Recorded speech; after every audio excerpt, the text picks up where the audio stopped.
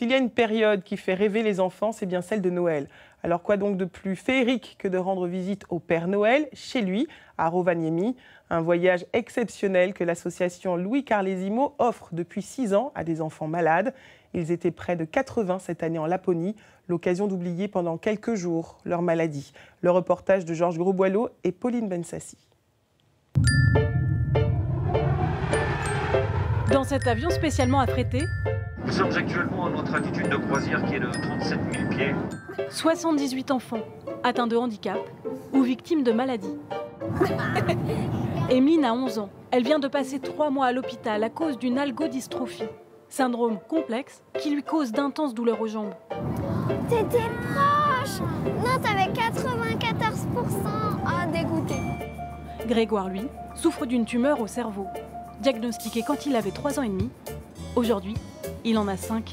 Joyeux anniversaire!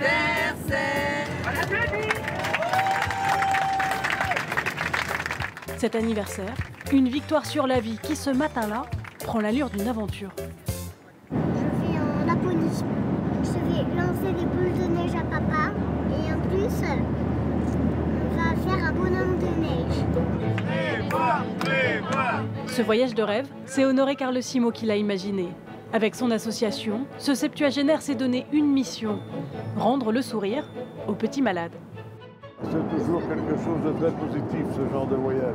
D'abord, ça les sort de leur milieu familier de l'hôpital, et en plus, c'est indispensable de les remettre dans le monde de l'enfant. Les enfants, regardez qui est arrivé. Sans attendre l'atterrissage, le Père Noël rend visite aux petits passagers. Oh, salut toi, comment ça va? Ça va. Bien. J'ai beaucoup de travail. Avant-goût d'un séjour, plein de surprises.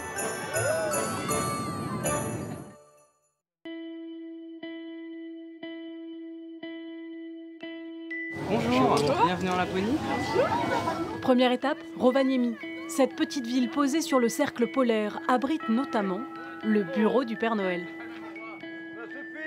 Oh, Papa Noël, bonjour.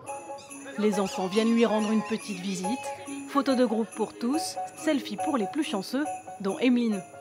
Qu'est-ce qu'ils vont faire de la photo? Tu vas la faire agrandir? Je pense que je vais la faire imprimer. Ah ouais. Goodbye. Autre instant mémorable pour la jeune fille, la première bataille de boules de neige de sa vie. Plus efficace qu'un médicament pour atténuer ses souffrances. Vu que c'est au niveau des articulations, je pourrais me faire mal, mais on essaye de faire attention et puis je n'y pense vraiment pas. Le groupe prend ensuite la direction d'Ivalo. C'est à 3h30 de route et normalement il va faire encore plus froid, il y aura encore plus de neige et donc encore plus de batailles. Enveloppés par la nuit polaire, les cars empruntent la seule route menant au nord de la Laponie.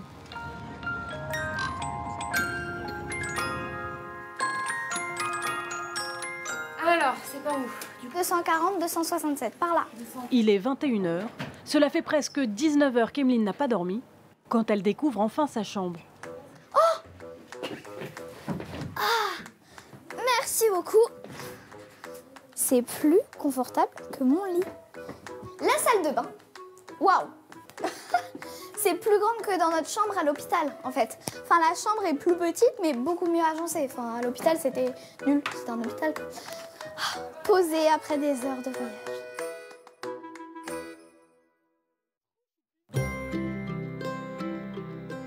Le lendemain matin, les enfants sont équipés pour affronter les températures négatives. Le manteau pour pas avoir froid, bien sûr. Vu son état de santé, il faut le protéger particulièrement ou pas?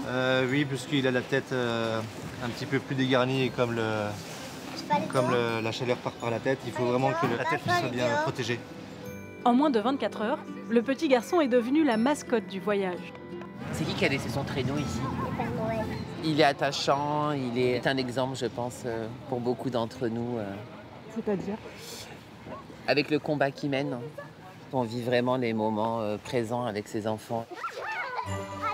Au programme ce matin-là, jeux d'hiver, hockey, curling, luge.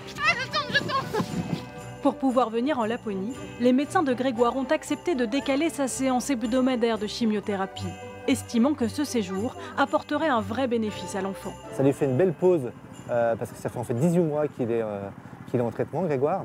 Et en fait, là, c'est un moyen en fait, pour lui d'évacuer et puis d'avoir une semaine un petit peu off et de vivre des moments assez extraordinaires et très agréables sans avoir à penser que jeudi, il y a la piqûre.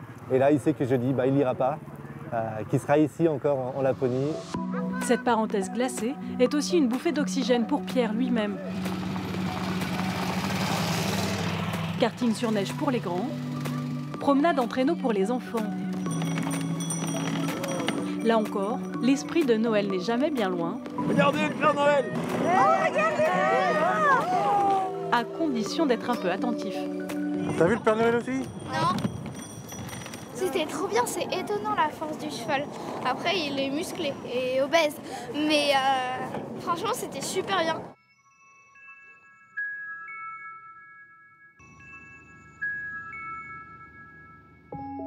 Au nord du cercle polaire, en cette période, le jour ne dure que 3 heures avant de faire place à l'obscurité.